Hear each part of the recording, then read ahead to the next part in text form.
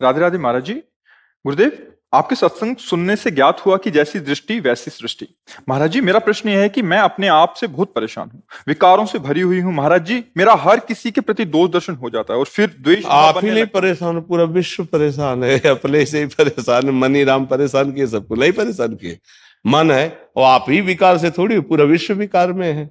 जो भगवान का आश्रय लेकर गुरु भगवान की आज्ञा से भजन करते हैं, और जितना भजन करते हैं उतने निर्विकार होते हैं।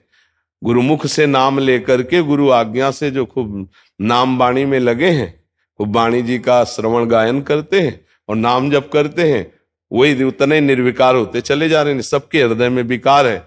अच्छा, हमारे हृदय में विकार है तो हम सबको विकारी ही देखेंगे, पक्का समझो। तो हमारे भाव को ठीक करने के लिए नाम और संतों के वचन दो ही औषधि है। सत्संग सुने और नाम जप करें तो हम ठीक हो जाएंगे, पक्का ठीक हो जाएंगे। हम सब उसी से ठीक हुए हैं।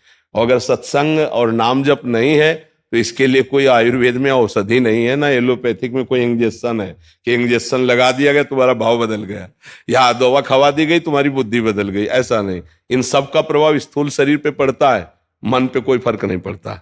मन को शुद्ध करने के लिए औषधि है सिर्फ नाम। नाम जितना नाम जप करोगे उतना ही मन पवित्र होगा। जितना सत्संग सुनोगे उतने ही नाम में रुचि होगी।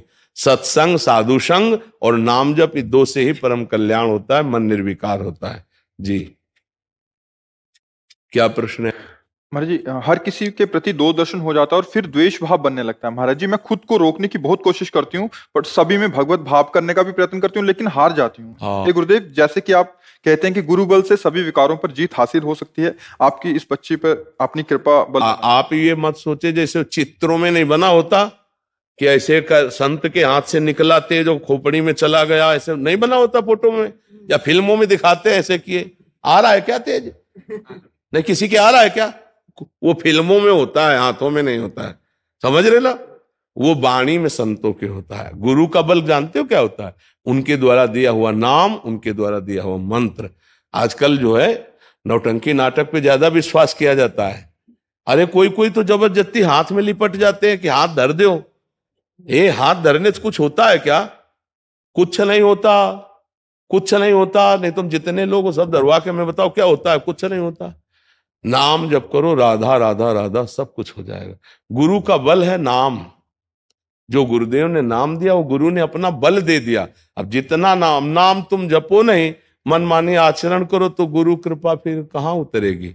गुरु कृपा तभी उतरेगी जब आप बात मानना। देखो, अगर बात मानो तो अभी आप सत्संग में सुना कि सब में श्री भगवान है। तो यदि आपकी दोष दृष्टि जाती तो आप ये सूत्र क्यों नहीं लागू करते? यद्यप मुझे गंदा दिखाई दे रहा है, गंदी बात कर रहा है, पर इसमें है तो प्रभु ही। अंदर से हम क्यों ना ऐसा सोचे? और जहां ऐसा सोचना शुरू किया तो निर्मल भाव आना शुरू हो जाएगा। अब बात ना मानो तो फिर हम कह रहे हैं ना कोई इंजेक्शन है, ना कोई औषधि है, और ना कोई ऐसे वैसे है। जो बोर्ड बना के नहीं टांगे जाते कि ऊपर से किसी महात्मा के हाथ से तेज आ रहा, प्रवक्ता के ऊपर पड़ रहा है, नहीं ऐसे। तो वो केवल डिजाइन में है, सच्चाई में नहीं। ऐसे सच्चाई में संतों का तेज उनकी वाणी से निकलता है और श्रवणेन्द्री के द्वारा जाकर हृदय के मल का नाश करता है।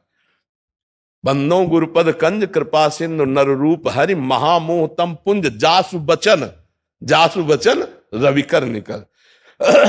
जिनके शब्द सूर्य के समान हमारे हृदय में प्रकाशित होकर अज्ञान अंधकार का नाश करते हैं। तो भाई देखो, नौटंकी नाटक पे विश्वास हो तो यहाँ आओ मती। यहाँ तो सीधी बात है, नाम जप करो, अच्छे आचरण करो, वो तुम्हें करने होंगे। यही गुरु कृपा है कि तुम्हारा नाम जप में मन लगे, तुम्हारे अच्छे आचरण का स्वभाव बन जाए। ये गुरु कृपा बल से होता है। अब हम कह दें कि हमारे में तो बल नहीं है, तो आप बताओ, बुरा सोचने का बल है ना, तो अच्छा सोचने का बल क्यों नहीं है? बुरा बोलने का वाणी में बल है, तो अच्छा बोलने का क्यों नहीं है? गंदी जगह जाने का पैर में ताकत है, तो अच्छी जगह क्यों ना जाओ? अच्छा काम करने की हाथ में ताकत है, तो आप बुरा काम क्यों कर रहे हो? बस अब बुरे काम में तुम्हारा मन लग रहा है तो बुरा काम कर रहे हो, कह रहे हो अच्छे काम करने की ताकत नहीं। तो वही मन तुम्हें जब दंड देगा तब तुम्हें पता चलेगा। फिर अच्छे काम में अपने आप तुमको लगाना पड़ेगा। मन के विरुद्ध चलना होगा। अगर मन के विरुद्ध नहीं चलोगे तो तुमसे गंदे काम ही करवाता रहेगा, गंदी सोच सोचवाता रहेगा, और फिर एक दिन ये आपके प्रति गलत सोचवा देगा आपको, इतना डिप्रेशन में ले आएगा, इतना भय पैदा कर देगा, ये आपको सिखाएगा कि शरीर छोड़ दो। देखो ना, लोग अपने आप शूट कर लेते हैं, अपने आप जहर खा लेते हैं, अपने आप फांसी लगा लेते हैं। क्या है? वही मन है जिसको तुमने रोका नहीं, गलत आचरणों में जाता रहा, आज तुम्हारे खिलाफ वो खड़ा हो गया, तुम्हारे ही हाथ से तुम्हारे को नष्ट करने के लिए तैयार हो गया। इसलिए अभी से उसको रोकना शुरू करो, सब में भगवत भाव करने की भावना करो। भले नहीं दिखाई दे रहे, लेकिन माना तो। हाइलोजन जल रहा है तो हम मानते हैं ना इसमें बिजली है, मानते हैं ना। ऐसे ही कोई व्यक्ति चल रहा है तो हम मानते हैं इसमें भगवान है, तभी तो चल रहा है। भगवान हट जाए तो कहां चलेगा? तो ये बुरा बोल रहा है, बुरा कर रहा है, लेकिन अंदर तो भगवान है ना।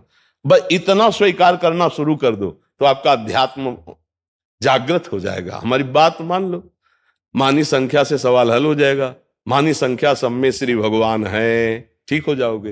ये बाहरी नाटक, पापी पुरुष को कोई महात्मा नजर नहीं आता और महात्मा को कोई पापी नजर नहीं आता।